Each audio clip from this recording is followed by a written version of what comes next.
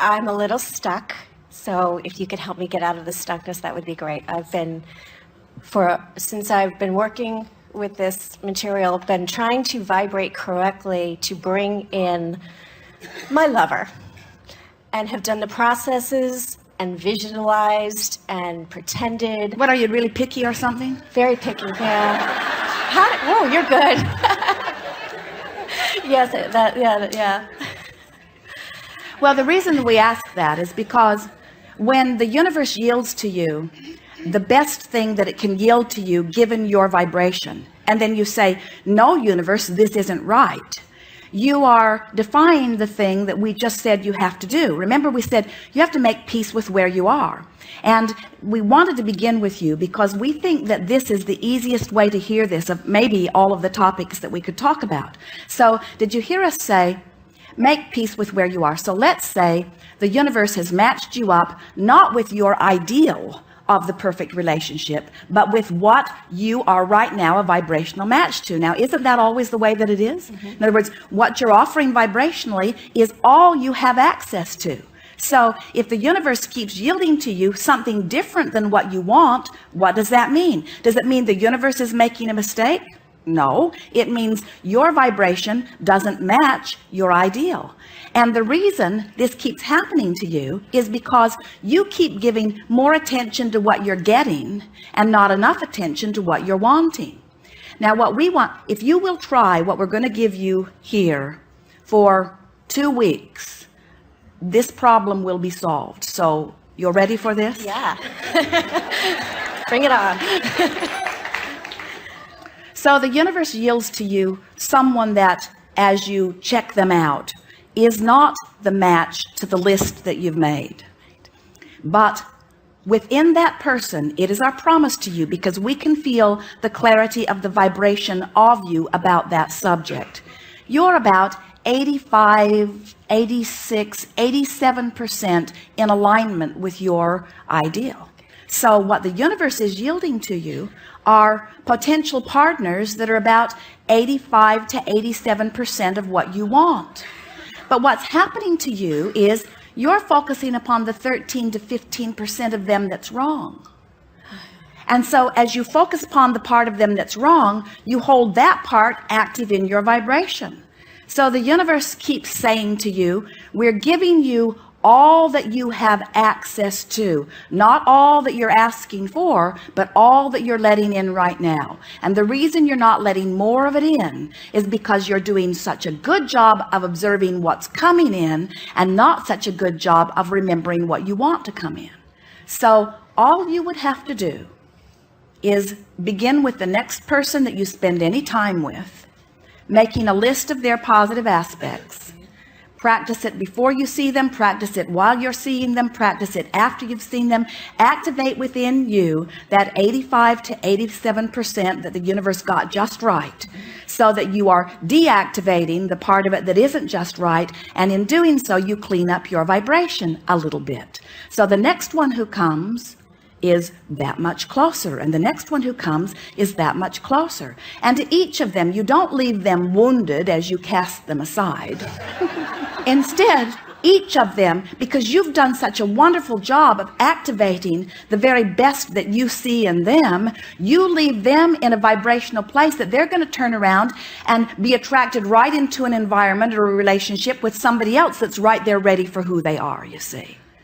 Now, we want to give you one more really important thing about this. We can feel that you're getting this. This is the next important thing. And we talked about this just a little bit briefly just now. There is a tendency to feel different about creating the perfect relationship than you do about creating the perfect 1-week vacation. Yeah. Because creating the perfect 1-week vacation, no matter how you got it, it'll be over in a week. But with relationships, you tend to say, I have to create this perfect relationship, and it not only has to match everything that I now want, but since it's one of those death do us part things, big mistake, then I've got to figure out from where I am now with only as much as experience as I've lived so far, I've got to figure out everything that I will ever want and everything that I will ever be forevermore. And we say, give it up. We think the perfect marriage vows would go something like, I like you pretty good, let's see how it goes.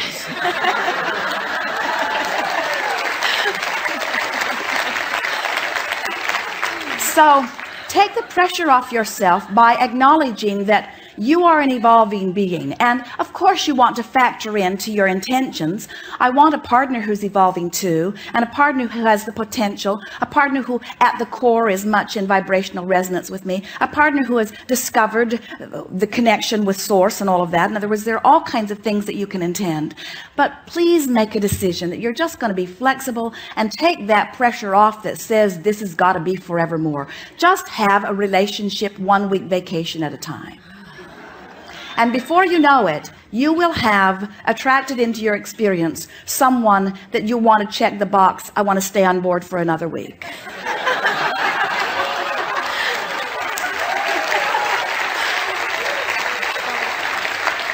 And then you just keep renewing those vows. Want to go around again? Yeah.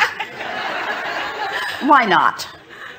Which answers the next part of the question is, why have I never been able to keep anybody past 3 months? And it's usually them telling me, see you later. Because I think, well, I've attracted in this great person.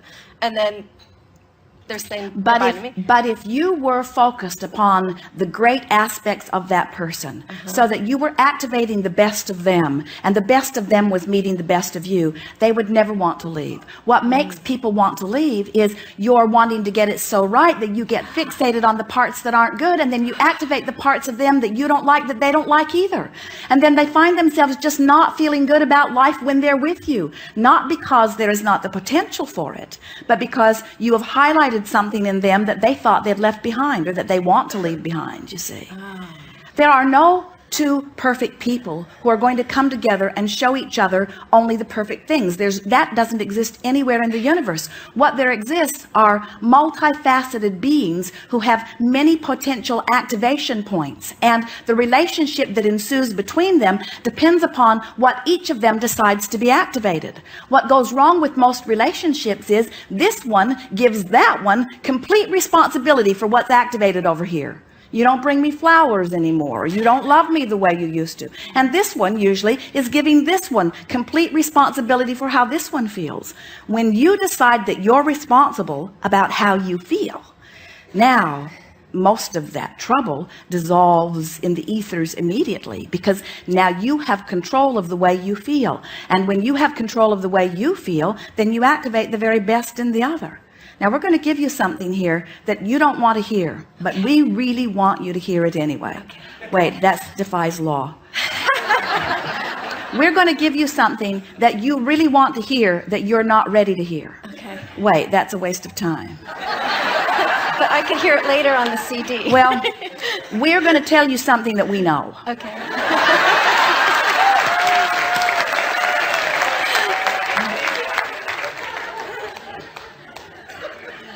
Oh, never mind. No, give it to me.